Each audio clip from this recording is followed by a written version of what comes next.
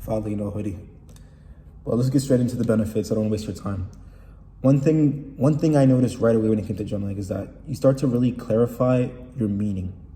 Now, there's so many times where you're so distracted. I don't know what it is, whether you're distracted, whether you've never had a proper chance to assess the way you think. But when you're writing down constantly your thoughts and you're perceiving your day and your losses and your wins, you come to realize that you end up sometimes talking about the same things. The same things tend to be things you care about. And when you do that, you tend to actually realize that you're mapping down your purpose. You're clarifying for you what it means to be alive. So one immediate and big benefit right off the bat is that you get to clarify your meaning.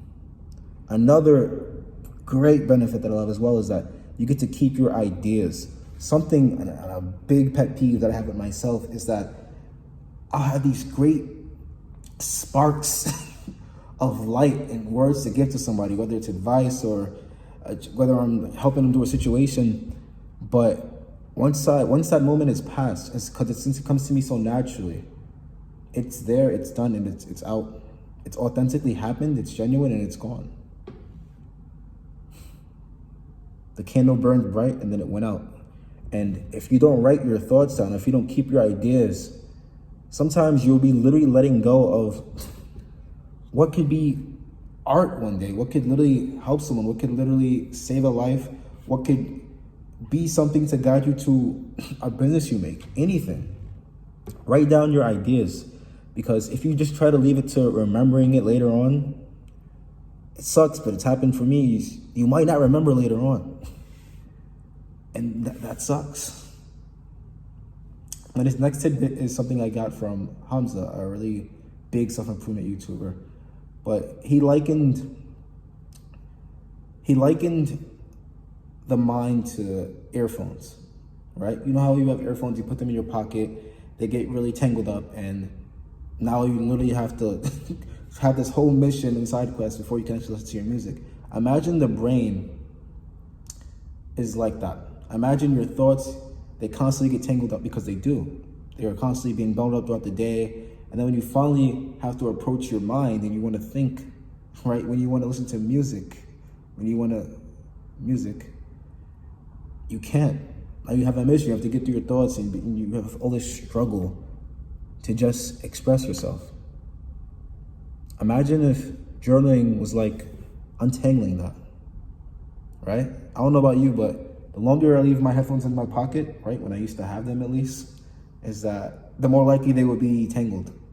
Now, if I check them like every hour maybe, then I might save myself some time each time, because I'm checking them more and more. So imagine if you journaled every day, how clear and concise your thoughts would be. How untangled your thoughts would be. How clear the music would be. Simple. Now, if you're on this journey with me, which if you are, then great, you're special, bro. You're gonna struggle.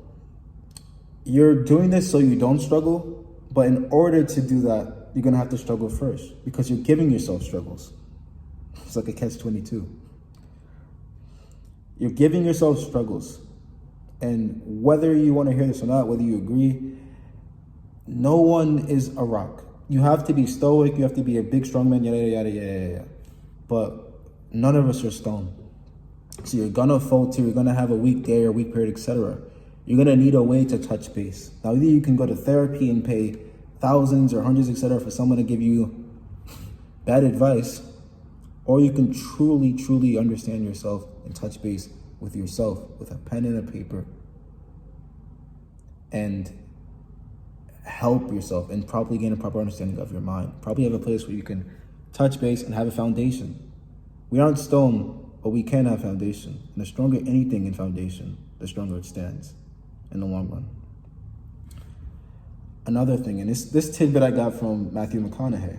I take tidbits from everywhere. I don't care. I'm like a sponge. I want to take every little piece of information I can, because what if so many people are right? And you can use all the help you get. You can use all the help you can get. If so many people are right and you take it all, the more likely your chances are to succeed. So I got this tidbit from Matthew McConaughey, and he said that And it's funny because the minute he said, I was like, wow, that's obvious. Of course. Notice he tends to write down his thoughts when he's failing. When things are rough and etc. You can relate to that too. You're all of a sudden it's, I'm on grind time. I'm on rise and grind mode. I gotta work hard, I gotta do this, etc., etc., etc. And you're doing all these things and you're constantly being introspective and you're mapping out all this stuff. But when everything's going good, if you notice, you fall off your habits. It's like when guys get a girlfriend. All of a sudden, you're working out every day, you're doing this, your diet was on point, there's some type of grind, you're saving up. Now, the money's not so good. Now, we're not working out as much.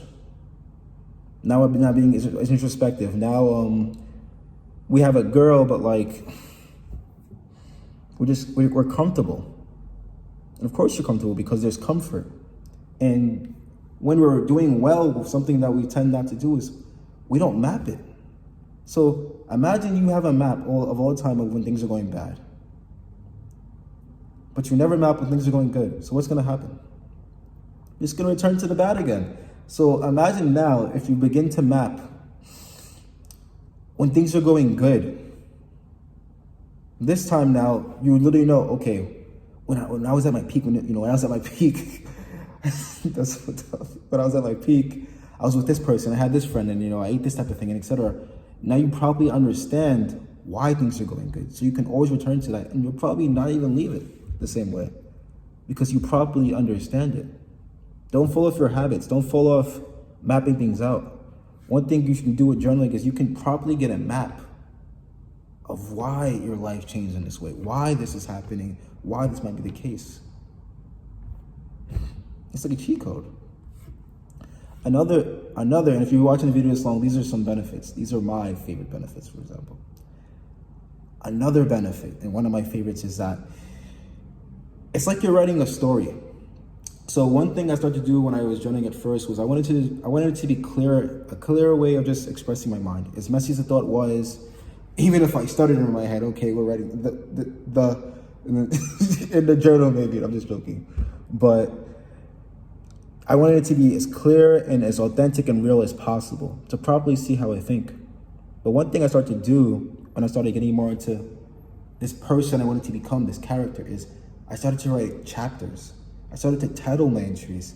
And one thing I liked about that is, say you're going through a lifting journey, right? And you're writing your entry and you're mapping it down, etc., yada, yada, yada, yada, and you titled it this.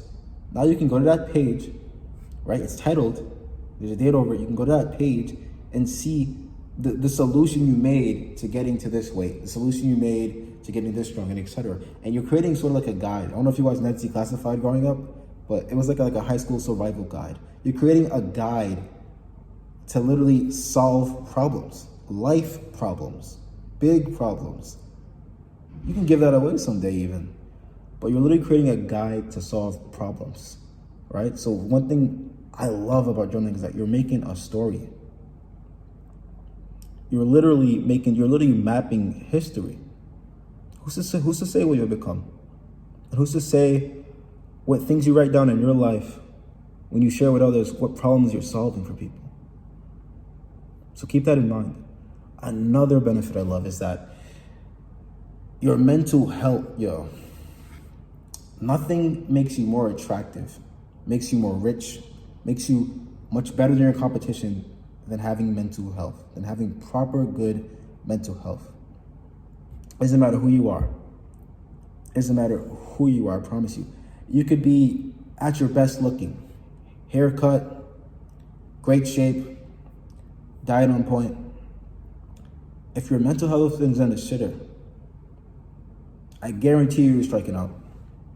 I guarantee you, because it's palpable. They can feel it. However, when your mental health is great, diet not on point, I'm a little flabbier than usual, don't work out as much, hair not cut, but they feel it. They feel the confidence. They feel the mental health. It's like, this is a light coming from them.